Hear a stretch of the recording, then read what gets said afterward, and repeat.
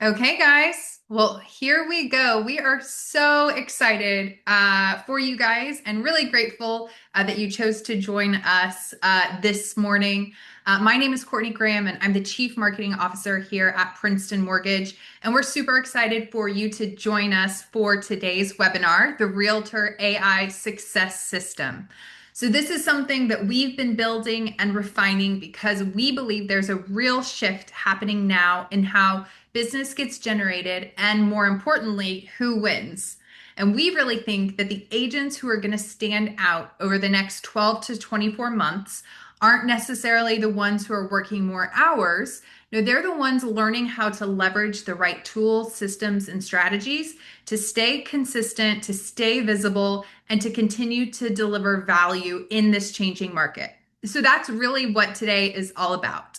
And our goal is that this is not a one-time conversation either. Think of this as just the beginning. So we'll be following this webinar with so much value and information, with more hands-on quick builds where we'll really help you create practical things like listing presentations, relocation packets, social media systems, and more. There's so much that we can do together.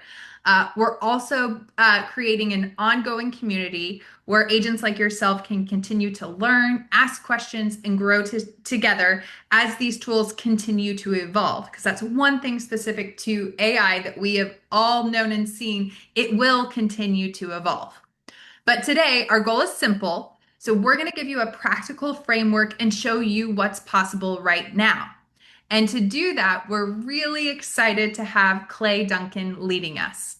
What I appreciate about Clay is that he's not just someone talking about AI from the sidelines. He's been in the field with agents just like yourself, helping real estate professionals understand how to actually use these tools in their day-to-day business in a way that feels practical, it feels approachable, and it feels realistic. So whether you're completely new to AI or you've already started experimenting with it a little bit, I think you're going to walk away with ideas you can immediately put into action. So, Clay, we're really grateful to have you with us today, and I'm going to turn it over to you. Thanks, Jess. I am thrilled to be here. I am thrilled that you are on the call today. And I've been thinking about this. I got to start with an apology right out of the gate because the truth is, I'm from the South. I talk slow naturally, and I am about to attempt to defy the natural order of things by talking really fast. And it's going to be, and the reason is we have a lot of material. It's the reason that we've started right on the money on the hour. We have so much material to cover, and because of this,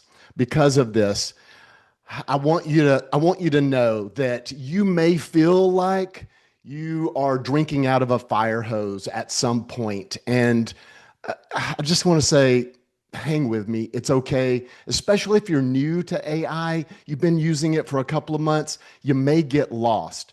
And here's the thing I want you to know is that I've been using AI for a couple of years now, and what I'm going to share with you are things that it's not the fun stuff. It's the foundational stuff. It's the things that will build the foundation for you to build on. And by attending this class and implementing some really simple prompts, rules for your back end operation, you are laying the foundation of everything that you can build on and will help you be more successful in your business, build a better business, build your brand, generate more leads, and help you be more successful in your real estate business. And that's why we're here today. We want to pour into you to help you in your business.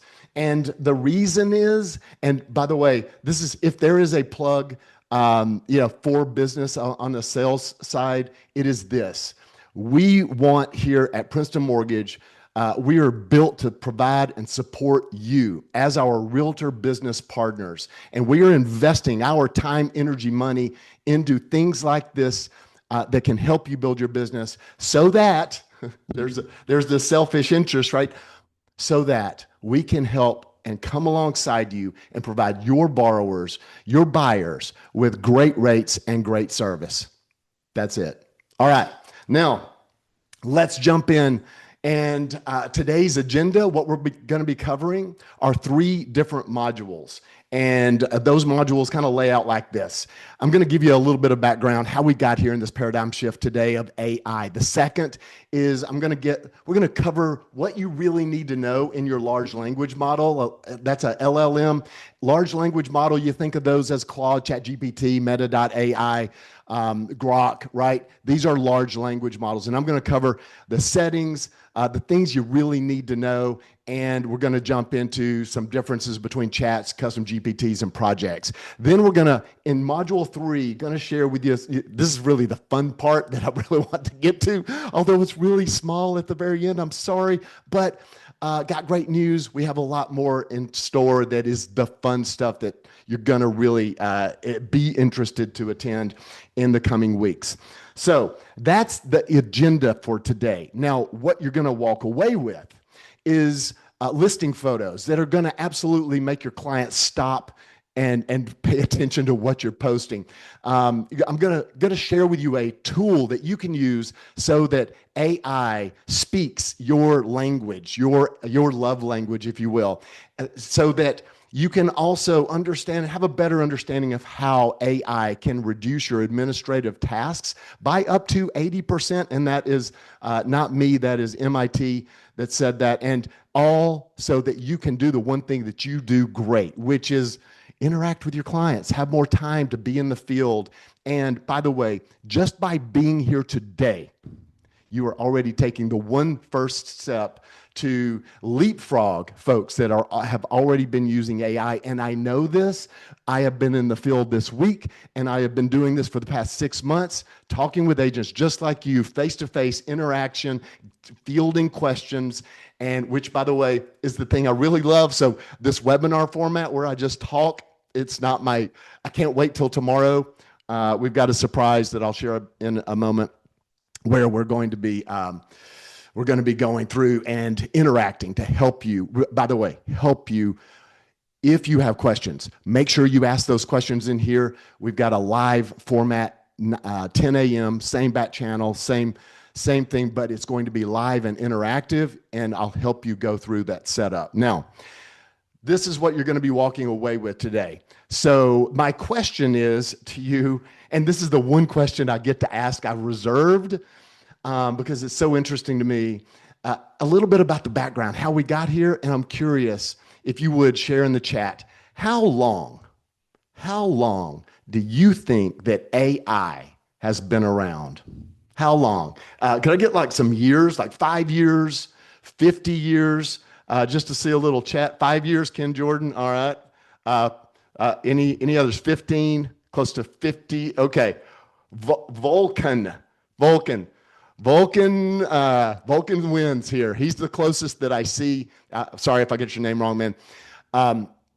70 years. AI has been around since the 1950s. Started out with phone trees. Then we go to machine learning with Netflix recommendations in the 2000s, then deep learning with Google Photos and Tesla Autopilot in 2012. And then we fast forward to the last 3 years, and we have seen exponential growth from generative AI to reasoning AI and agentic AI. That is 100 times increment growth between these last 3 leaps. And now we have got, in a single prompt, we can say something like, pull the last 6 months of sales data, build a CMA, draft a pricing email, and schedule a follow-up, and boom, it's done.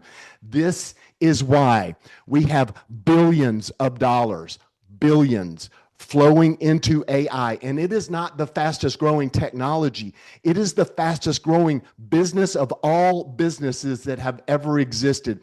We're talking about Anthropic and OpenAI. Anthropic owns Claude, OpenAI owns ChatGPT. These businesses have exploded to the tune of what it took Snowflake and Databricks 12 years to accomplish these types of 20 and $14 billion run rates in just 12 months. That's 1 year. They have accomplished what it took these other companies to do in 12 years. And here's the reason why. Because AI makes you faster. A study done by MIT came out and said time on task, if you use AI to complete a task, that you are going to be able to complete that task 80% more efficiently. Let me put this in perspective. And if you're an old cartoon lover, Hanna-Barbera, like that's what I grew up on, like freaking Looney Tunes and stuff, right? If you remember the old Tom and Jerry, you know, Tom's the cat, Jerry's the mouse, and Jerry was always outsmarting Tom the cat. Well, today is Tom's lucky day. They both have a 5-hour task to complete at this a project, right? And Tom is going to be using AI to do his task. And what this study says is that Tom is going to be able to do that task in 1 hour of his 5 hours. Jerry is over here spinning his wheels, doing the task in what takes the whole 5 hours to do. And get this, Tom's 1 hour to produce the same results is going to have a 40% higher quality output of what yields from his 1 hour. And now let's put this in perspective, right? If you're a real estate agent and you just did a 5-hour task in 1 hour, what do you have? Well, you got 4 hours left over to do what, and I love what Jeb Blunt, the author of The AI Edge, says, to do the one thing that AI will never be able to do, never be able to replace, and that is you, the sales professional in the field, the art of being human. Just by being human, you can do the one thing that AI will never be able to do, which is the reason that Jeb says, hey, you're not going to be replaced here. And at the end of the day, we all know that people will still do business with other people that they know, like, and I know somebody's, thinking out of trust. So you now have you've got kind of the lay of the land here. How are you going to implement the AI into your business? Well, I came up with 5 essential core use cases for AI as a real estate professional. That is investing into marketing content like listing descriptions, deep research where you can surface homeowner insights, market intelligence for relocation pipelines and pricing strategies, client communication for follow-up messages, and visual analysis to generate staging ideas. And I want to give you an idea here of what's coming with these quick builds.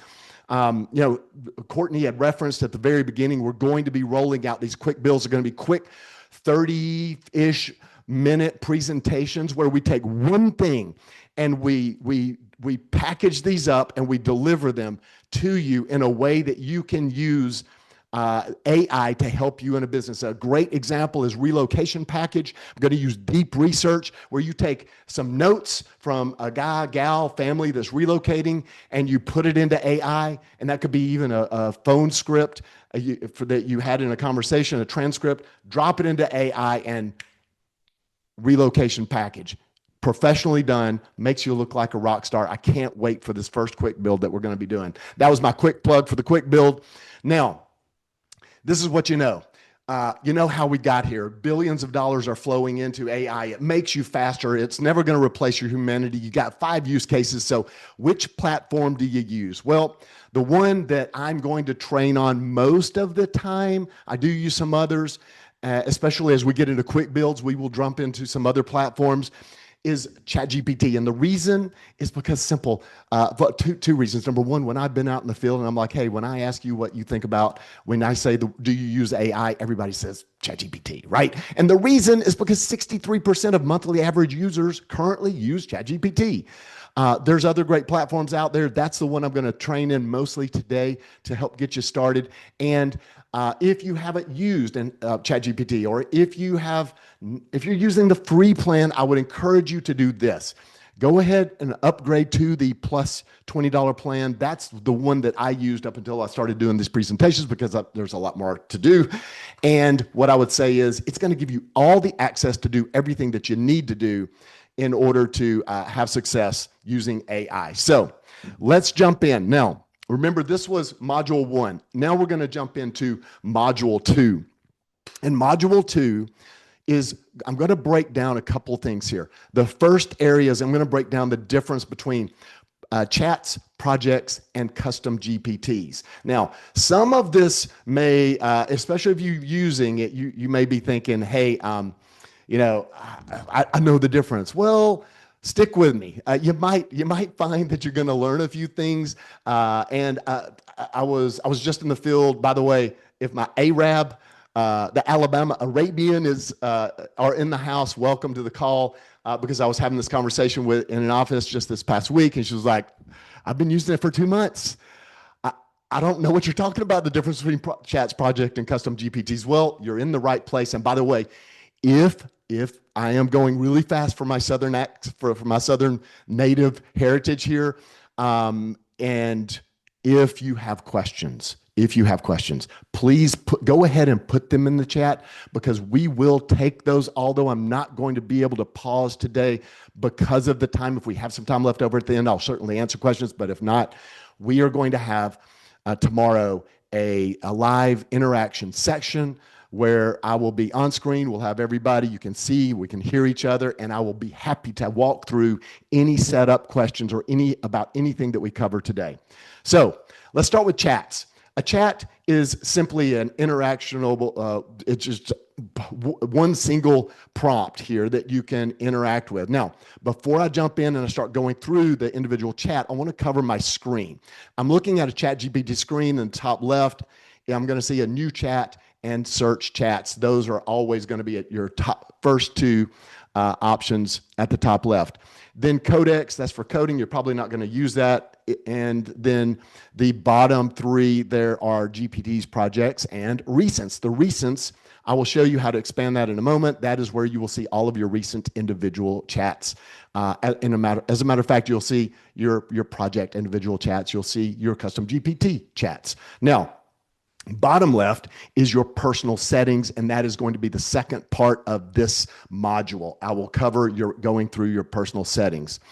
Now, I always get a greeting. Sometimes it'll say, "What can we get started with? Good to see you." This always got a little greeting. If you put your name in there, it'll say. And in the middle is your prompt field. And here you can ask it anything. As an example, I could say, "Hey, I'm in Huntsville, Alabama, right? What's the weather today?" And by the way, I didn't say I'm in Huntsville, Alabama. It knew that I was in Huntsville, Alabama, and it gave me my Huntsville. How does it know that? That's an important point, and I'm going to address that. Just like in this screen, I asked it, "Hey, will you create an image for this AI training today?" And all I said was, "Put it in Princeton. Just use some color palettes for Princeton." I didn't tell it what the hex codes were. It knows, right? And the reason it knows, I'm going to show you how to make sure that you have that in your system. And then a third question here. I love this question. Lisa Zybus is somebody, she's a real realtor here, local in my market. I love her, and she gave me permission to use her name. But Bill Smith is fake, right? But I said, "Hey, will you draft a pre-approved letter for Bill Smith, $700,000 purchase price, 5% down, and include a signature block?" I didn't tell it what that was. Yet it knows. And these are all examples of prompts that I could ask for ChatGPT to perform for me. And by the way, what I really love about this example is not only did it give me a great, the email to send, I can also click the little send button. That is live. And if I click that inside of ChatGPT, it would send a message to Lisa Zybus with the pre-approval. I use my company email. Courtney, any other folks, I use my company email for stuff like that. But this is connected to Gmail, and I do use Gmail every once in a while. Now, let's keep going here. Next, in the plus button in the middle of the screen, in the prompt area, the plus button gives you access to tools. And these tools and apps can all be accessed by clicking on the plus button. And if for some reason I wanted to add a file or a photo, let's say that I wanted to load in an Excel spreadsheet and have it have it read that Excel spreadsheet and put it in, organize some information. I could do that. If I wanted to add a photo and then use the create image mode later to maybe add a trash can in the front or remove a trash can from in front of a house, I could do that just through some natural language prompt. And I will give you some more examples of that in the third module here. And this is a really important feature. I use this a lot, the outside tools. And I think the other thing I want to point out here is that, especially if you're new, I know this is simple if you're familiar, but for the folks that don't know, there is no auto save feature. Anytime I click on a new chat, it will automatically clear out the previous chats, and it will start a brand new chat. So if I clicked on new, it would just come here and have a new chat. Now, I want to expand. I've got these minimized just for simplicity purposes, so you're not just looking at a whole row of stuff here.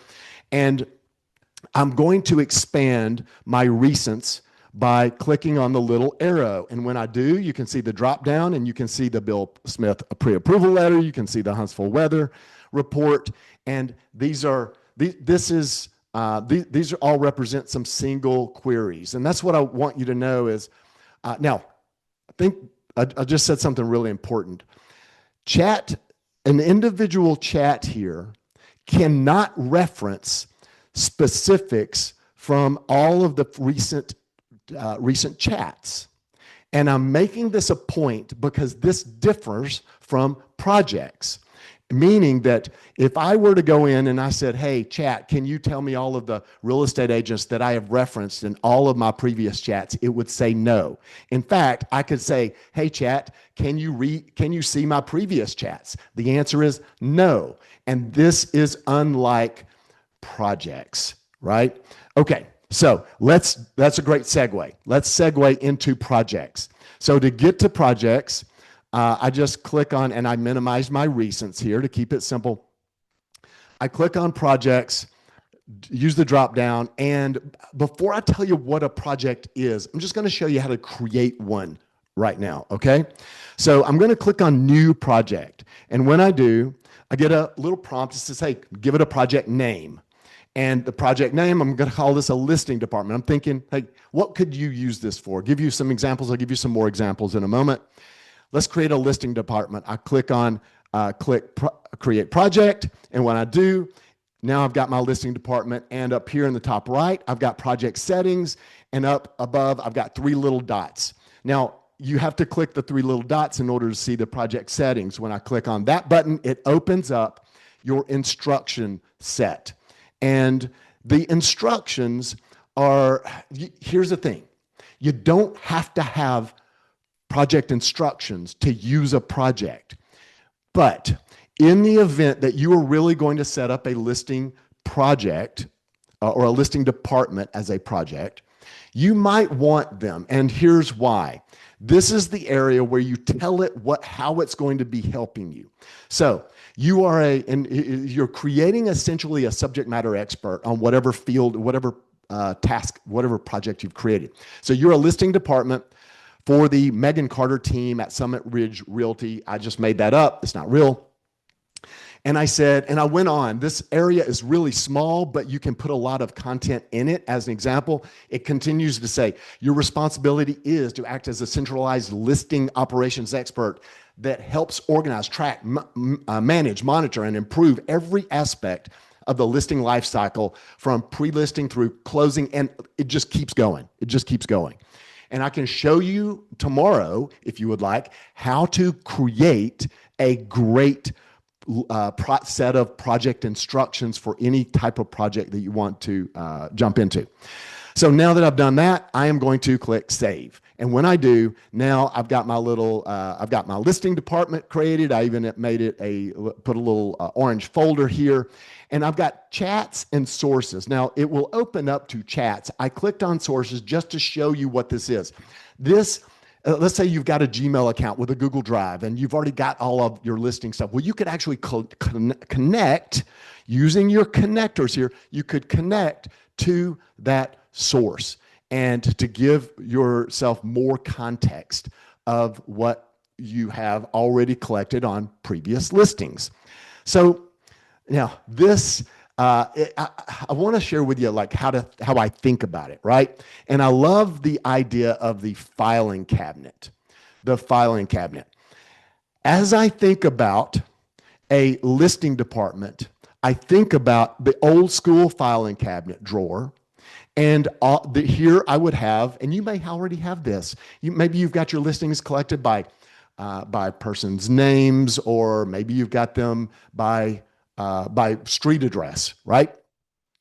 And in order to access this, you pull out the drawer and then you pull up the file and you open it up and you go find the information. Like, I don't know, what was their dog's name? I'm going to see this guy that bought this house. Like, I represented both sides here, and dog was really important to him, and I want to make sure that I reference that. So you pull out your notes and you go through blah blah blah blah.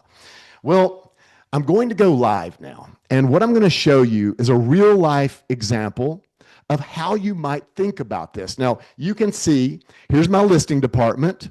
I've got some others here I'll share with you in a minute. And I've got all these listed by street address. And I could go in here and I could ask it any question, right? Think of this. Now, this is where I could query a question, or I could just go in here and say, Stone Ridge. I didn't actually mean to click on that, but here it is. Stone Ridge. Who was the buyer here? Here's Collins, right? And I could go down and say, did they, what kind of vehicle they had? I just made all kinds of notes. Or I could go back to my listing department instead of clicking on one and reviewing those notes. I could query anything about this. And I could say something like, on Cedar Hollow, I'm going to see this buyer tonight. What was the buyer's dog's name that purchased this property? And I just click enter, and it will do a quick query. And guess what? The dog's name was Rocky. Pretty cool, right? But here's the thing. Now, I could continue in that chat and continue to ask questions just in that particular chat about any information on any listings that I have. Or I could just do a new chat and I could say, man, I'm really close to breaking my record. My goal was, I don't know, 5.5 million.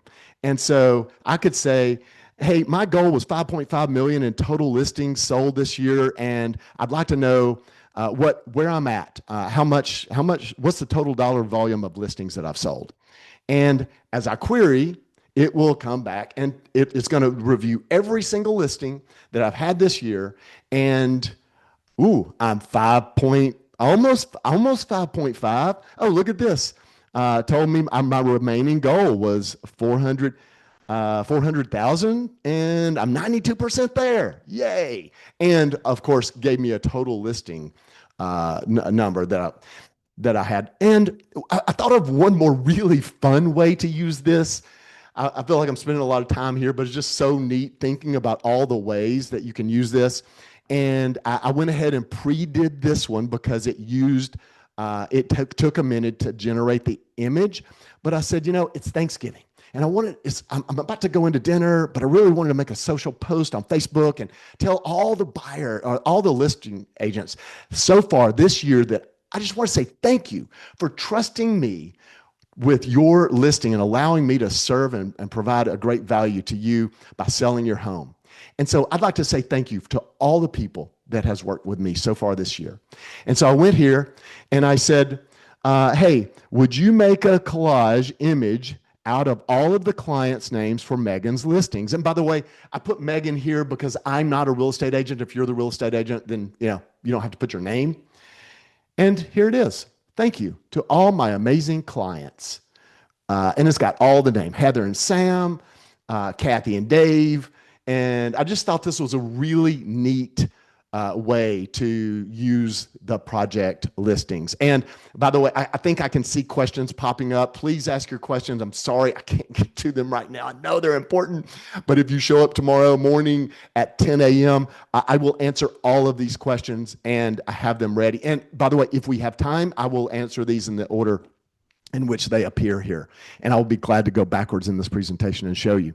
So let's keep going. Now we're going to close. Oh, what some other ways that you can use listing in your listing department here. And I've got a bunch of, whoops, not listing department, your projects. So another way that you can use projects, and I've got a lot of projects in here. This one I love, my vacation department, my training department. Listen, if you ever plan a cruise, this is the tool for you. Oh my gosh, saved me so much pain.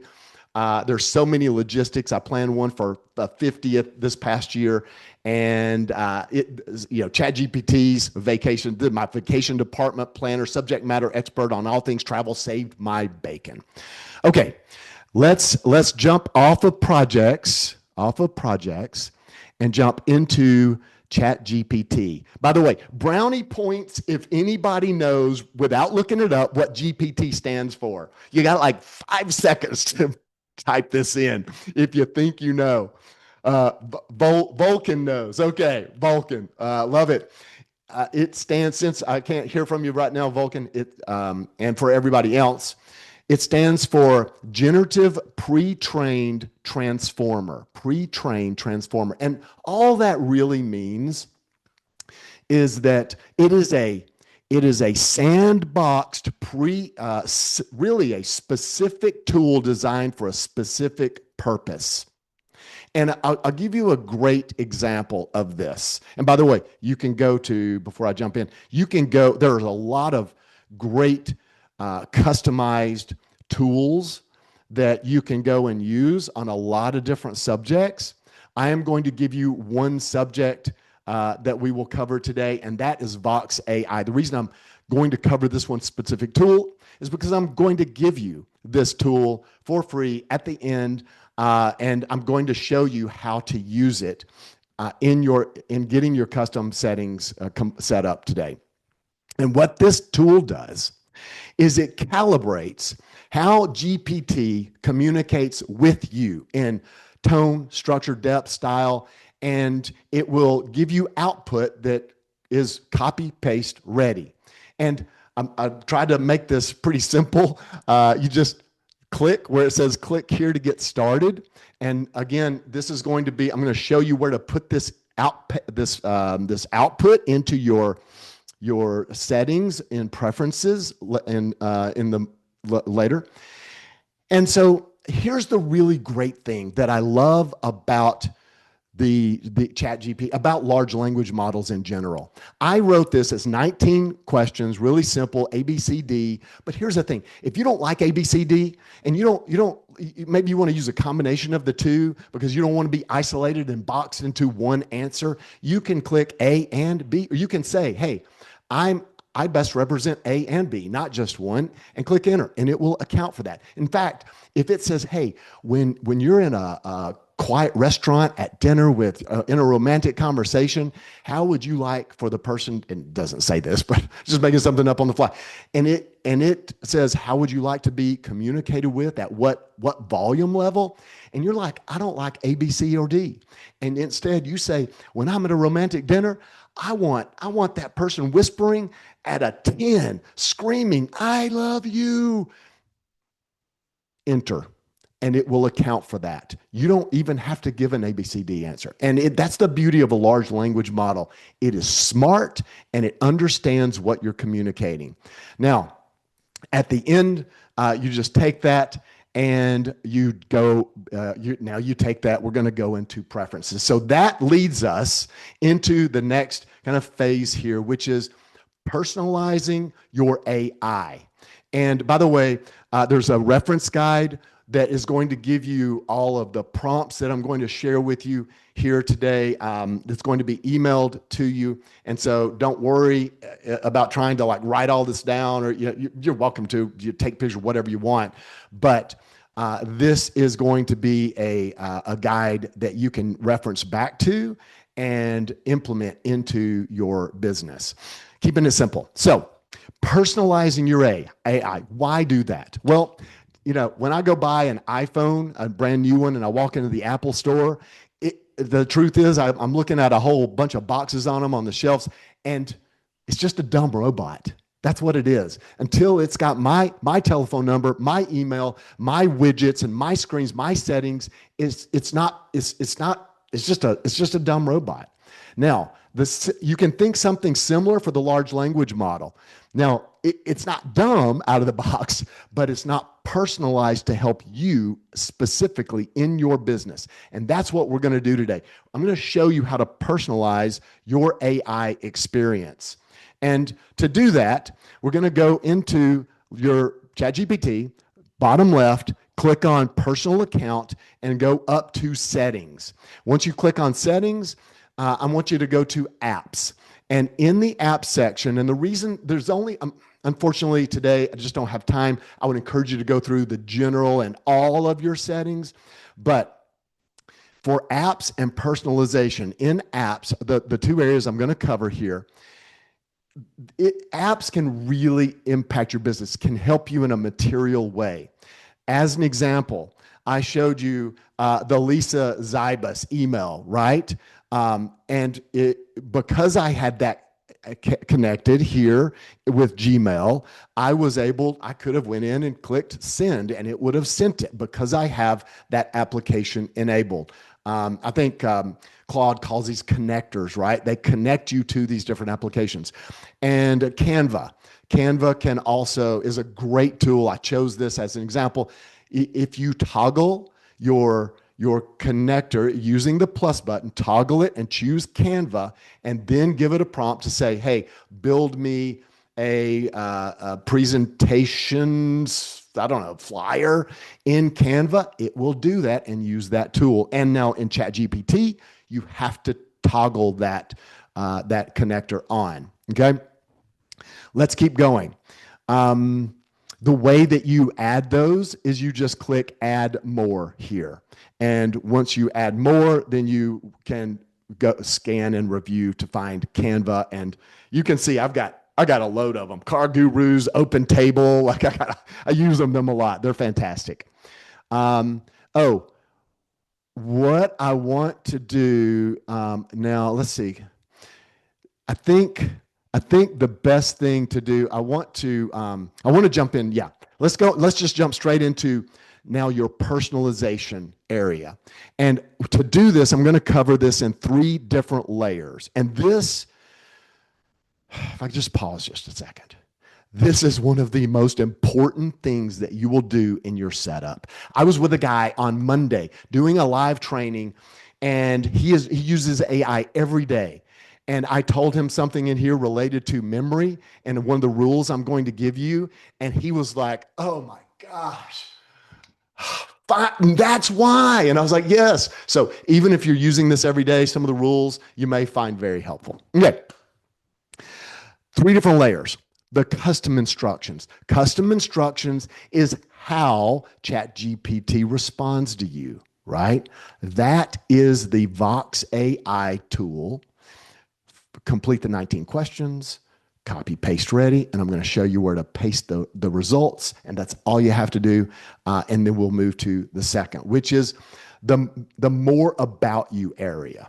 And this is the area that, and by the way, I'm going to share my screen, I'm going to show you, but this is the area where you want to put in your information, your interest, your personality, your maybe your core values. And you're like, whoa, Clay, TMI, man. Like, I don't need ChatGPT knowing all that information about me. Well, share what's comfortable. And why would you want to share something like core values?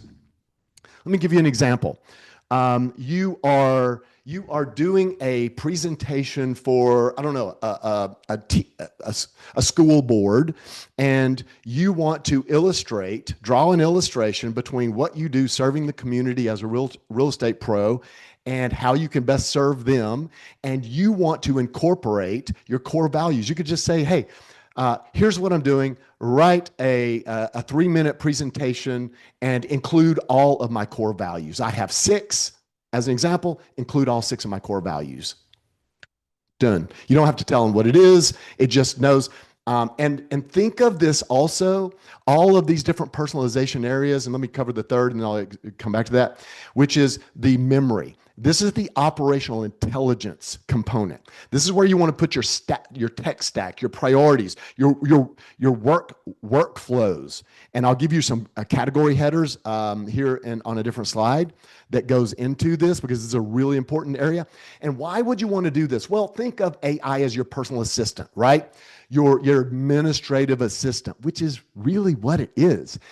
And just like the admin, that maybe you've got somebody sitting out in your desk right now or on your team, your TA, they know the tools that you use. They need to in order to best help and provide and support and serve you. And that's the same way it works here. So let's jump in. I'm going to go back to the bottom left here, the personalization. I click on personalization. It's going to take me straight to the personalization area in my settings. And from here, I am going to, by the way, I left this here. I wanted to show you. ChatGPT gives you a little, it gives you like this manner in which you could choose, hey, respond to me in an efficient way is what I chose. But here's the thing. It didn't work. It was still like, oh, Clay, you're so great. You're so smart. Way to think of that. Way to think outside the, oh my gosh, please stop. Like, let's just get the job done, right? That's me. And by the way, maybe you want to all feel warm and fluffy. And if you do, hey, Grok's romantic mode, try it. You're welcome. Let's keep going. Okay. Custom instructions. So the first area, right? The first area that I referenced, custom instructions. This is where your communication style. This is how you talk to me. This is how you. This is what you call me. And so you can put all of this information. Complete Vox AI. Copy, paste, insert, done. And I'll make sure and give you the link here when we are at the end of the presentation. Next, the second area of the personalization is the more about you area. This is where you want to put, all of the information in about yourself and stuff that you're comfortable with. By the way, oh, and just don't say, hey, I've been married for 30 years or whatever, because you will stay married for 30 years. Put the date if you're going to put something like that. All right. Next, I am going to go live into personal settings.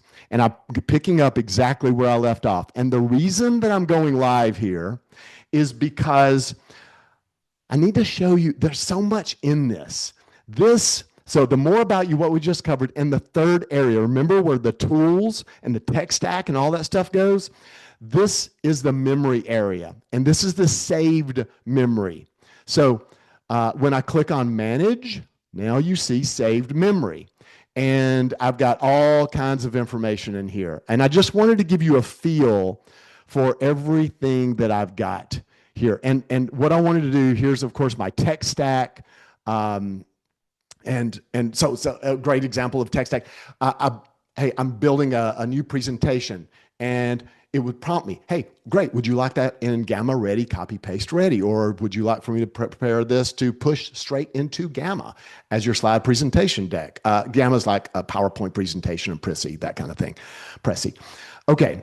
And the one that I wanted to focus on, and I'm going to give you these rules here in just a second, but these are, I've got a little Airbnb here.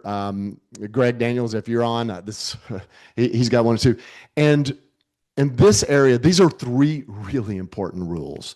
And I want to articulate why. The commit to, almost forgot. This is really important. I'm glad I put this little slide. I put this slide in this morning. There is one thing that you will not see in here.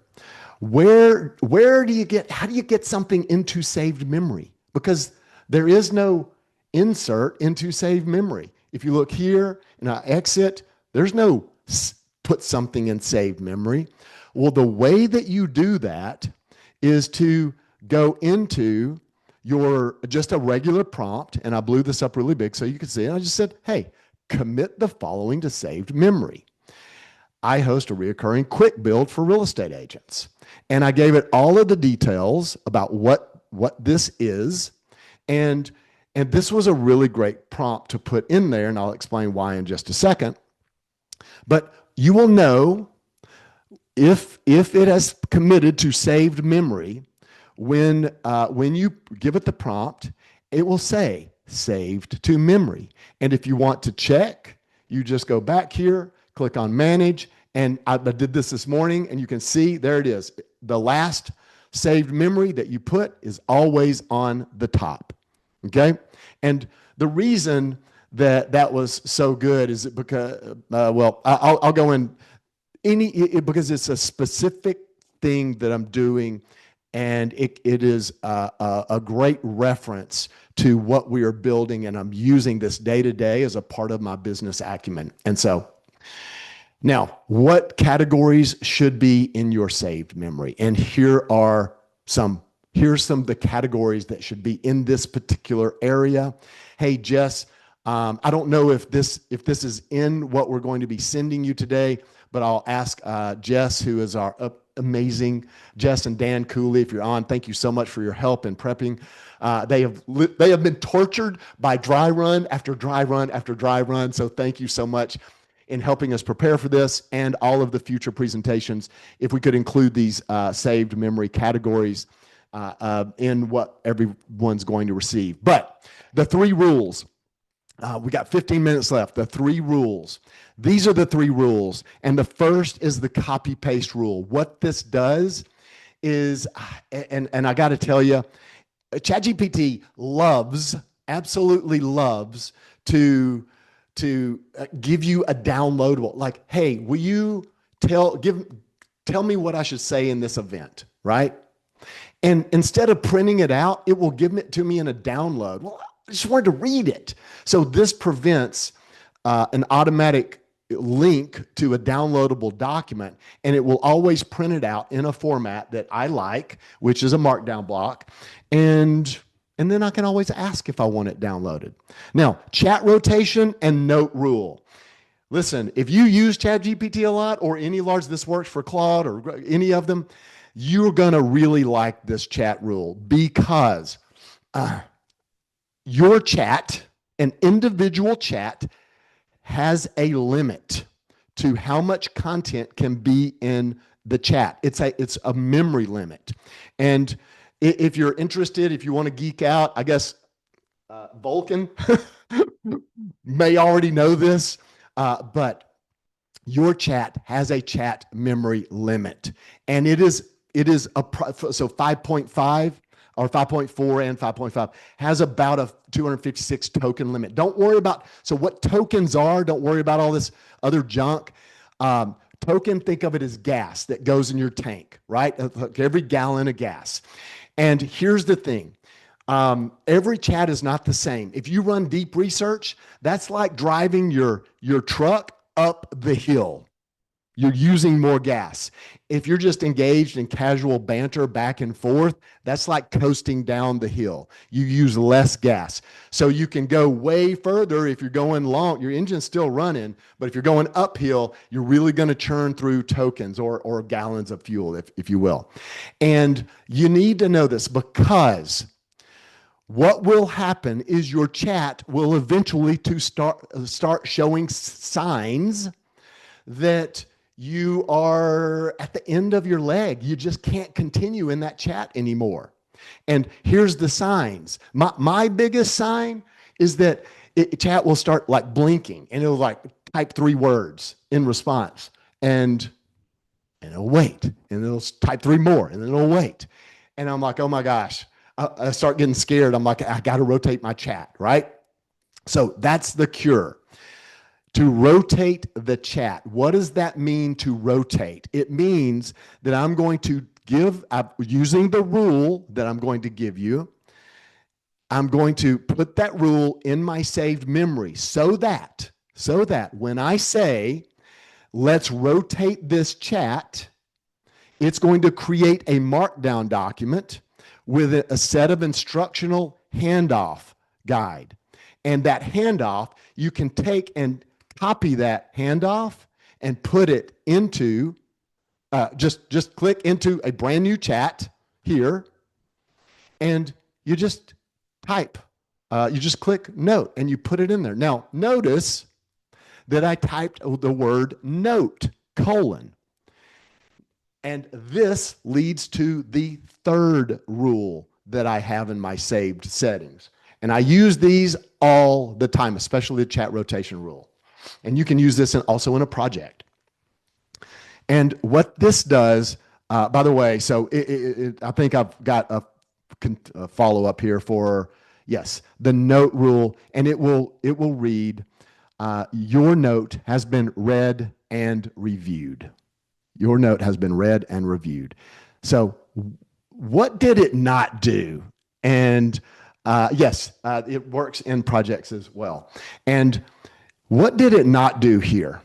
If I would not have put the word note, colon, it would have, and if you've used it a bunch, it would have immediately started just generating. I gave you an example here. It would just immediately, it doesn't say your note's been read and reviewed. And by the way, I wish I didn't want to switch to live to show you, but this thing is like this long. It's like so much. And what is it doing? It's doing the very thing that I just got out of another chat to get away from, which was chewing up my memory. It's using more memory.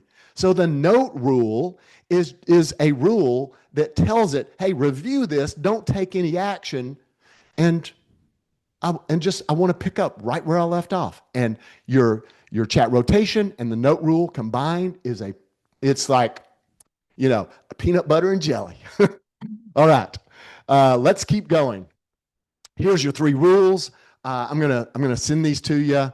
And now, one more really fun rule, one more prompt. Listen, you know how to get into your saved memory, but here's the thing. Just because you see it in your saved memory doesn't mean that's all that ChatGPT knows about you. Secret. If you want to find out what ChatGPT already knows about you, I will send this. It will also be a part of the reference guide that you will receive. And paste this rule, and hold on to your britches. Now, that's if you've got your, I don't know if the default comes with remembering your memories, memory enabled. If it does, then it's a really fun experiment. And by the way, you can get rid of a saved memory just like you save them. Like, tell it to delete that memory. Okay. Let's keep going. This was module 2, and the key takeaways here are how is the difference between chats, projects, and custom GPTs. And just for the amount of time here, I'm going to keep going. I think everybody knows and you will receive the information on the 3 personalized areas coming. So let's jump into the fun thing. This is a really one. We got 8 minutes. I'm gonna get through this. We're on pace. And listen, this is a great way to use pictures in your business. And I'll give you a real life example. Lisa Zybus called me and she was like, Clay, hey, I got this appointment today. It's 3 hours from now. They're the neighbor of mine right down the street. And here's the thing. It's a listing appointment. I know I'm up against some competition, and I really want to put a really nice picture of their house on the listing presentation, but it looks like crap. Help. Great. Take the picture, throw it into ChatGPT, use this prompt, you're going to enable your image mode and use, let me back up. I used Gemini for this particular prompt. Okay. And Gemini's version is called Nano Banana. Again, that'll be in the information that you get. It's called Nano Banana 2. Like number 2, the second version. And I said, hey, one sentence, turn this image into a high-end real estate photo, blue hour photo with lights from the home, creating a stunning image, remove the car from the driveway, make it spring, add leaves, the branches, make the grass green, that kind of thing. Just natural language, and boom. Every single class I do, I always get multiple people in the class going, wow, did a really great job. And I want you to pay attention to some details. Nine steps. I counted them. There are nine steps. Garage intact, car removed, little the chair I didn't tell it to get rid of. There's a walkway behind this. And the reason I'm pointing this out, I went into ChatGPT, the image to generation feature, and I did the exact same prompt. Here was the results. Here's the first one, Google's Gemini, accurate. OpenAI, y'all notice anything here? The car's gone, but so is the garage. and so is the chair. And so is like the little walkway that's behind the bush. So for accuracy, and I've talked to a bunch of people in the field too, realtors, and they're experiencing the same thing. So let's keep going. Now you can refine a photo to win that 4 p.m. listing. You can run a business and set up your projects. You have an AI that's calibrated to communicate with you. You're going to get time back in your week by using AI, and we've talked about how much time is going to save you. You're going to be smarter than the other agents out there that are not using AI because you're going to be freeing up. The smartness is freeing up your time to do the thing that AI can't do, which is to be you. Now, we have covered, and I feel horrible, we have covered so much information today. But here's the thing I want you to know. AI is at the absolute very worst, and it is growing like I can barely keep up with it. It is growing exponentially, and it is the worst performing that it will ever be today. Tomorrow, it's going to be better. And you've got a great foundation. You know chats, projects, custom GPTs, your settings, and you've got a tool now. And if you want to scan this, it will be a link that will connect you to the Vox AI little interview component that you can answer 19 questions and take that information and paste it into your settings. This is the same. If you didn't get your phone out in time, this is the same little QR code and your custom GPT setup also. So you're going to receive, in addition to the Vox link, you're going to receive the 3 power rules plus the rule that the prompt that you can paste to find out what ChatGPT knows about you. And last, on the calendar, we've got coming up May 15th, tomorrow at I'm going to make myself available. I'd love to help you answer any questions. And we have a series we've got a series of quick builds that will be coming up in the calendar in the coming weeks and months already designed for you. And hey, if you would like to stay connected with us, I'd love for you to join our Facebook community. We're doing some really fun stuff. I'm really proud of our company, Princeton Mortgage, and Courtney. You may not know this.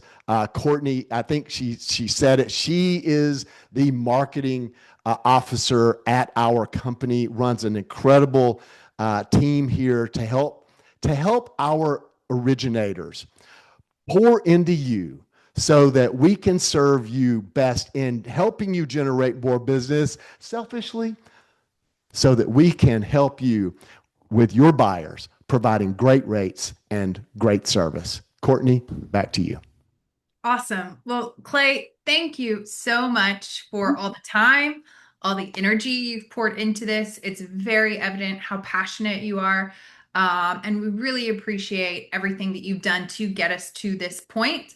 And as we said, guys, this is only the beginning, and we are in it for the long haul. We are here with you for the long haul. So to reiterate a couple of next steps. So later today, you will receive a very conclusive email. So there are going to be lots of links in this, but super important and good stuff so that we can continue conversations. First and foremost, it's going to have a copy of the recording of today's conversation. So if you'd like to, you can go back and watch it. It's also going to have a step-by-step guide that Clay put together that's going to help you walk through everything that we just spoke of. So if you're like me, I need a step-by-step guide. I need something I will follow instructions to a T. So we have that for you. It's going to be in that email that we're going to send later today. We're going to have a link to the Vox AI. So let's say you weren't fast enough to grab that QR code on your phone. We'll also include a link to Vox AI.